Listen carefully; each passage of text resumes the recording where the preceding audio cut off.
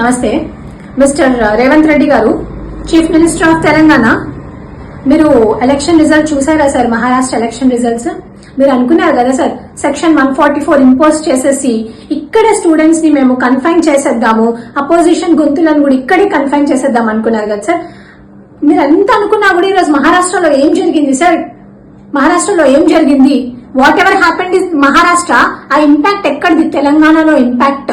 మీరు ఈ రోజు జీవో 29 తీసుకొని వచ్చి మా హక్కుల్ని మీరు కాలదన్నుతారా? జీవో 29 వల్ల ఈ రోజు జీవో 29 తీసుకొని వచ్చి మమ్మల్ని మీరు ఎంత ఇబ్బంది పెట్టినారు సార్. అమ్మాయిలను చూడలేదు, రాత్రి చూడలేదు, పగలు చూడలేదు, పోలీస్ వాళ్ళని పంపిస్తారు, హౌస్ అరెస్ట్ చేస్తారు, నచ్చినట్టు బిహేవ్ చేశారు సార్. మీరు ఎన్ని డేస్ సార్? మీరు వచ్చిన 10 months నుంచి మీకు అర్థం కావట్లేదు మేము ఎంత సఫర్ అవుతున్నామో. మీ చుట్టూ ఉన్న నలుగురిని మాత్రం ఒపీనియన్ తీసుకోవడం కాదు సార్. వాళ్ళు ఏమైనా నిరుద్యోగులా? వాళ్ళు ఏమైనా ఎగ్జామ్ రాశారా? వాళ్ళని మీరు అడగడానికి అంటే మీరు మా ఒపీనియన్స్ తీసుకోరా? మీకు ఎలక్షన్స్ టైంలో మాత్రం అశోక్ నగర్ గుర్తొస్తుంది, ఇప్పుడు మాత్రం మీకు అశోక్ నగర్ గుర్తు రాదు.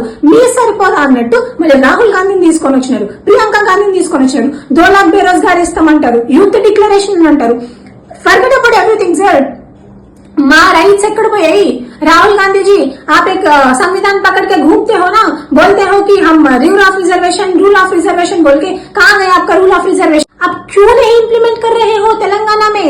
why you are not implementing in Telangana state? You are telling that you will be implementing the rule of reservations, right? आज महाराष्ट्र के लोग देख चुके हैं तेलंगाना में क्या हो रहा है.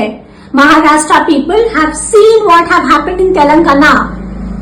కాంగ్రెస్ ప్రభుత్వం 10 నెలల నుంచి మమ్మల్ని సఫర్ చేస్తుంటే మా హక్కులు సార్. తెలంగాణని మేము కష్టపడి తెచ్చుకున్నాం. తెలంగాణలో ఎంతో మంది ప్రాణత్యాగం ఉంది. అట్లాంటి తెలంగాణలో మా హక్కులు మీరు కాలదన్నితే మేము ఎట్లా కాముకుంటామని అనుకున్నారు సార్ మీరు? How can be stay quiet? మీరు ఒకసారి ఆలోచించుకోండి రేవంత్ రెడ్డి గారు.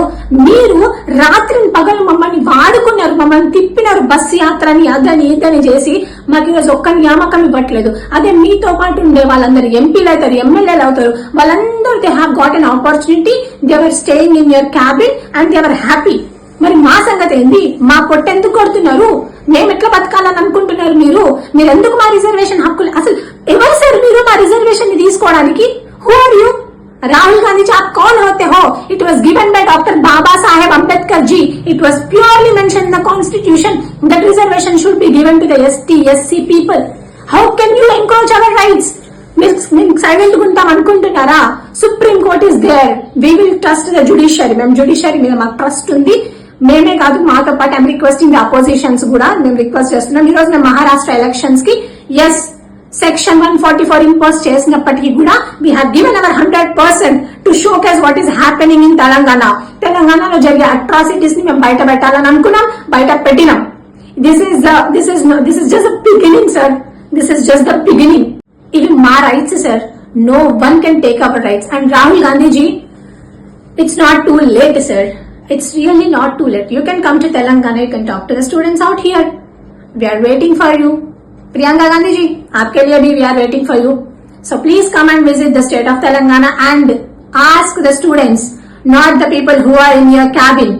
ఓకే, మమ్మల్ని అడగండి మేము ఎంత సఫర్ అవుతున్నామో. మమ్మల్ని అడగండి మా ప్రాబ్లమ్స్ ఏంటో. ఇప్పటికైనా ఏమీ లేట్ అవ్వలేదు సార్. మమ్మల్ని పిలవండి.